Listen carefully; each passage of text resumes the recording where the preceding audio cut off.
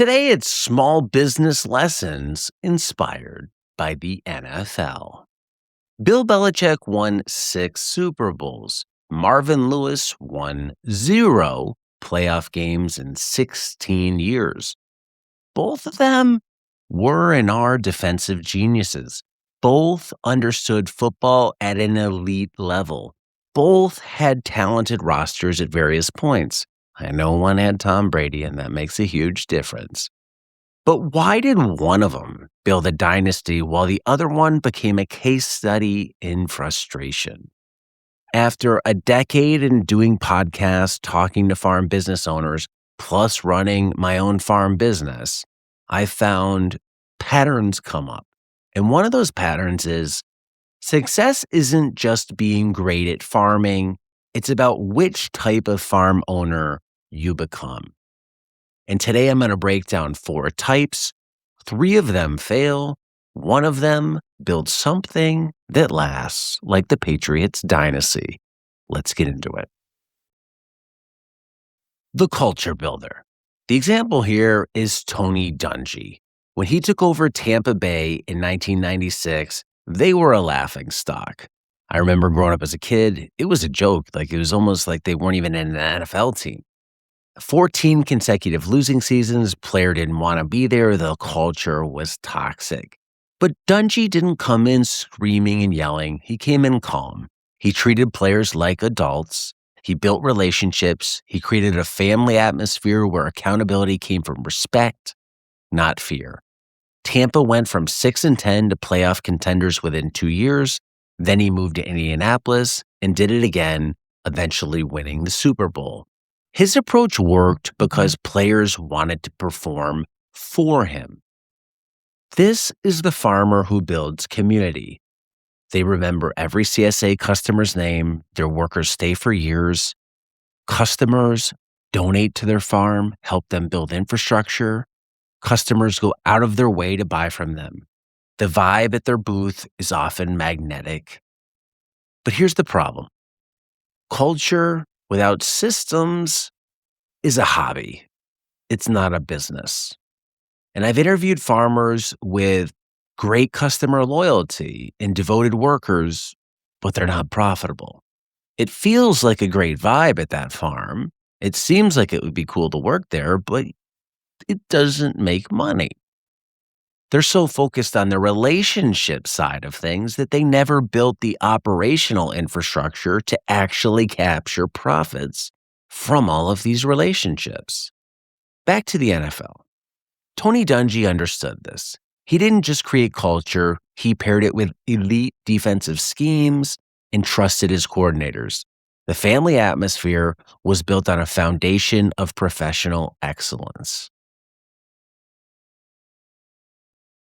The worker turnover, this is a stark number. Worker turnover costs approximately $3,500 per position in training and lost productivity. $3,500. Farmers with strong cultures are going to have a lot less turnover. On a farm with 4 seasonal workers, that's potentially $3,500 or more saved annually just from people wanting to stay. This week, ask every person who works for you one question. What's one thing that would make this job better? Then actually do one of them. Culture isn't soft. It's a multiplier that makes your systems work harder. Now let's talk about another coach, Mike Martz. Mike Martz was the architect of the greatest show on turf right around the millennium. The St. Louis Rams offense revolutionized football. Kurt Warner was throwing to Marshall Faulk, Isaac Bruce, Torrey Holt. It was beautiful, unstoppable, awesome. I think Marshall Faulk had 1,000 season that year. It was great. And it was great for about 3 years. Then defenses adapted, Kurt Warner got hurt, and Mark Martz refused to change. He kept calling the same plays, the same schemes, the same approach, even when it stopped working. His offenses remained creative. His teams, though, they stopped winning. Marx represents the farmer who obsesses over growing. These farmers, they know soil science cold. They read all the books, listen to the podcasts, watch the videos. They can explain nitrogen cycling in their sleep. Their beds are immaculate. The soil, it's great. Their yields, elite. They trial new varieties consistently, but they can't price properly. They don't understand customer acquisition costs. They work 70-hour weeks and clear $28,000. And this is all because conventional wisdom says master growers become profitable farmers. But the reality is this, and this is what the data actually says. When I look at the most profitable podcast guests that I had, I think few of them would hang their hat on being exceptional growers. A lot of them are average to really good growers, but the difference is they have exceptional business instincts. They are elite business owners and good growers. Growing is your offense, but the Rams had the greatest offense in football history and won one Super Bowl. The Patriots dynasty won 6 with offenses that ranked anywhere from 1st to 19th in a given year. Yeah, I know they had Tom Brady, but a lot of times he was throwing to some guy from the stands that you never heard of. A 10% improvement in growing skill might add 10% to your yield. A 10% improvement in pricing strategy can add 25% or more to your revenue on the same yield. Think about that. Where should you be spending your time? Calculate your effective hourly rate, the total profit divided by the total hours worked. If it's under $25 per hour, your problem isn't growing, it's running the business. Being a great grower is necessary. It's not sufficient. This next coach, this is a painful one because he seemed like such a great guy. Marvin Lewis. Lewis was one of the best defensive coordinators. In 2000, his Baltimore Ravens defense might go down as the best defense in NFL history. They allowed 165 points in 16 games, historically dominant. So Cincinnati Bengals hired him as a coach in 2003, and he inherited a disaster, but he made them respectable. Regular playoff appearances, competitive games, but no playoff wins. 16 years, 0 playoff wins. Not good. Why? Marvin Lewis was a defensive specialist who never fully embraced the offensive evolution that was happening around him. The NFL shifted towards passing, towards speed, towards flexibility. Lewis kept building physical, grinding teams that couldn't score when it mattered. He was running a 2003 playbook in 2018. This is the farmer still doing what worked 10 years ago. In 2010, you could grow good vegetables, show up at a farmer's market and sell them. Demand exceeded supply. The motto was simple. When I started the Urban Farmer podcast in 2015, I think the market farmer movement was booming. It was a lot easier then. Fast forward ahead, much harder. Markets are saturated. Customers have options. There's online ordering. The farmer who just grows great stuff competes against farmers who grow great stuff and have Instagram marketing and restaurant delivery and an email list and do home delivery. It's not the same. After talking to over 200 farmers on the podcast, here's what I've learned. Farmers that survive long-term pivot their business models every 3 to 5 years or faster. Farms that keep failing, they run the same playbook as the market evolves around them. They follow a playbook that they saw on YouTube or read in a book. They don't adapt. One farmer that I talked to in 2015, they were crushing it with wholesale. By 2022, margins had collapsed. She ended up pivoting to restaurants in a premium CSA. Revenues stayed flat. Profits doubled. The farmers still running the 25 wholesale playbook, most of them, they're gone. A lot of farmers coming out of the pandemic were getting a lot of assistance, selling to food programs, food banks, things like that. A lot of that went away over the last few years. If you didn't adapt, you might be out of business now. If your primary sales channel's margins are dropping by 5% annually, you've lost 23% of that channel's profit in 5 years.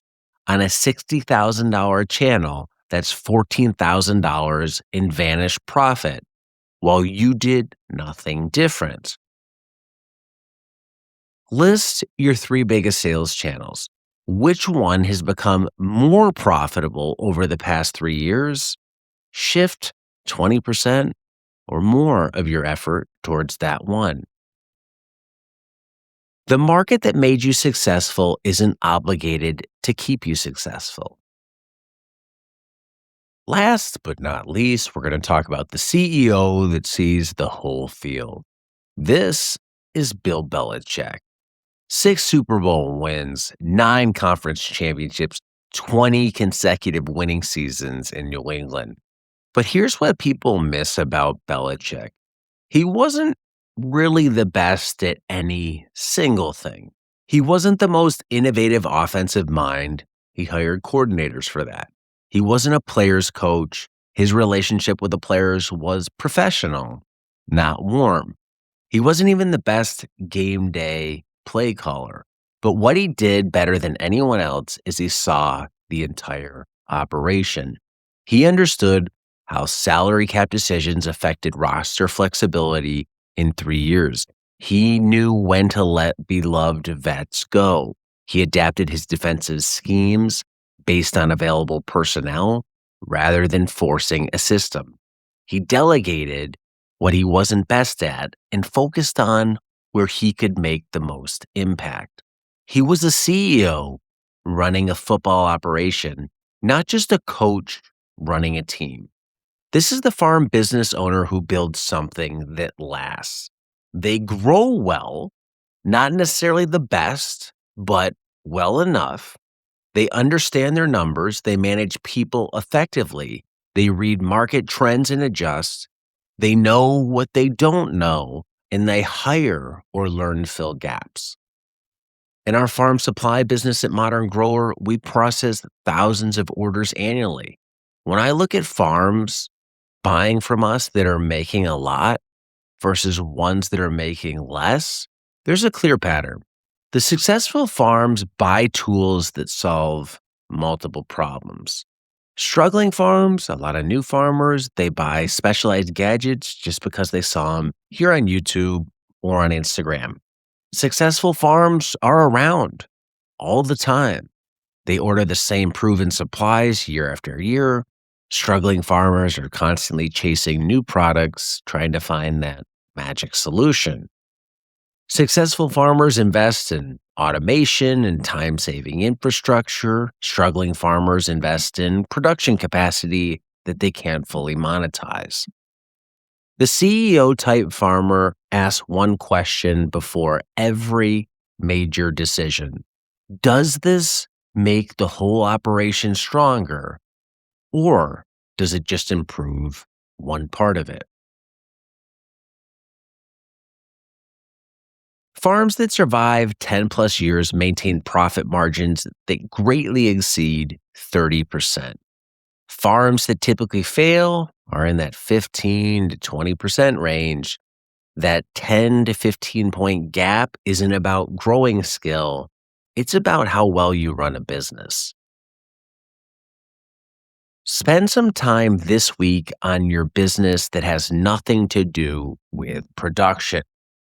Pricing review, expense audit, sales channel analysis, customer follow-up. Just 1 hour. You'll be surprised at what you uncover. Remember, you're not running a farm. You're running a business that happens to grow food. So which type are you? Are you Tony Dungy, building relationships but maybe missing the systems underneath? Are you Mike Martz, Brilliant at production, but unable to translate that into long lasting profits? Are you Marvin Lewis, running a playbook that worked years ago, but failing to adapt? Or are you building towards being Bill Belichick, seeing the whole field and adapting as needed? Here's the truth. All four of these coaches were smart. All four understood football at a deep, deep level. Three of them were limited by some blind spots. Your farm has the same choice. Now go build a farm business, not just a farm. And I'll see you in the next breakdown. Thanks for watching. This is Modern Grower. And until next time, be nice, be thankful, and do the work.